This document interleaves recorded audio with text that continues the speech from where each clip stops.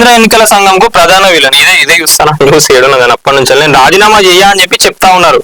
మీరు రాజీనామా చేయకపోతే తీసేసేటట్టు కూడా ఉన్నది, మరి ఆడ గవర్నర్ గారికి కూడా అధికారం ఉన్నది తీసేసేటట్టు.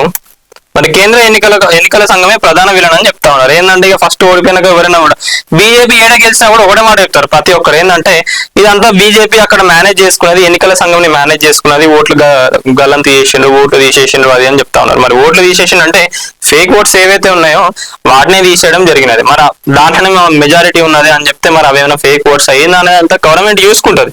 దానికి మీరు ఎన్నికల సంఘమే ప్రధాన విలన్ అని అనడం కూడా తప్పు. ఎందుకంటే ఎవరైనా కూడా నేను అదే చెప్తున్నా ఫస్ట్ నుంచి ప్రతి ఒక్కరు కూడా మార్పు కోరుకుంటా ఉన్నారు.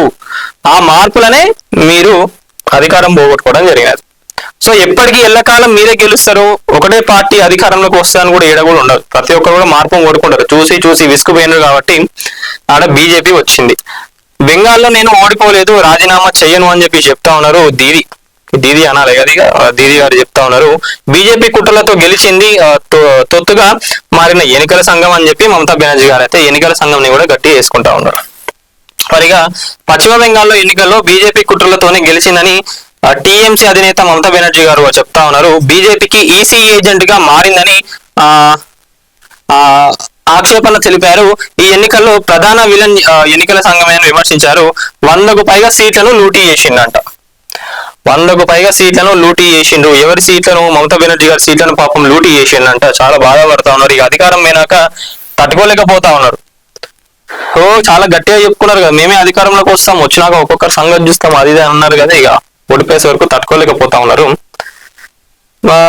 ఓకే, అందువల్ల తాను రాజీనామా చేసే ప్రసక్తి కూడా లేదని చెప్పి చెప్తా ఉన్నారు. రాజ్భవన్ కు వెళ్ళనని, రాజీనామా చేయమని తనను ఎవరు కూడా ఒత్తిడి చేయలేరని చెప్పి స్పష్టం చేస్తా ఉన్నారు. ఎవరిని చూసుకుని మీరు ఇంతగానో ఎగురుతా ఉన్నారో అర్థమైతలేదు.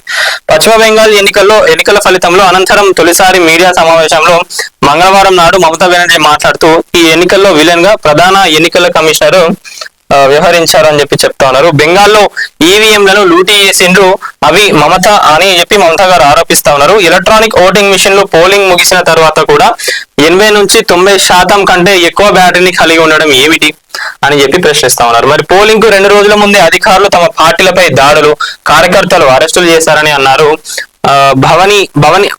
భవనీపూర్ లో ఉద్దేశపూర్వకంగానే ఒక ప్లాన్ ప్రకారం తనను ఓడించారని, ఎన్నికల కమిషన్ ను దుర్వినియోగం చేస్తా ఉన్నారు బీజేపీ అని చెప్పి దుర్వినియోగం చేసి బీజేపీ అధికారం సాధించింది, విజయం సాధించింది అని చెప్పి చెప్తా ఉన్నారు.